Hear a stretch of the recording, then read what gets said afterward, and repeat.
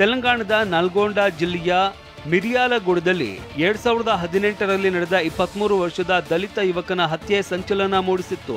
ಇದೀಗ 7 ವರ್ಷಗಳ ಬಳಿಕ ಕೊಲೆ ಪ್ರಕರಣದಲ್ಲಿ ತೆಲಂಗಾಣ ಹೈಕೋರ್ಟ್ ತೀರ್ಪು ಪ್ರಕಟಿಸಿದೆ. ಅಪರಾಧಿಗಳಲ್ಲಿ ಒಬ್ಬ ವ್ಯಕ್ತಿಗೆ ಮರಣದಂಡನೆ ಶಿಕ್ಷೆ ಮತ್ತು ಇತರ 6 ಜನರಿಗೆ ಜೀವಾವಧಿ ಶಿಕ್ಷೆ ವಿಧಿಸಿದೆ. ಅಲ್ಲದೆ ಶರ್ಮಾಗೆ 15,000 ಮತ್ತು ಇತರ 6 ಅಪರಾಧಿಗಳಿಗೆ ತಲಾ 10,000 ದಂಡವನ್ನ ವಿಧಿಸಿದೆ.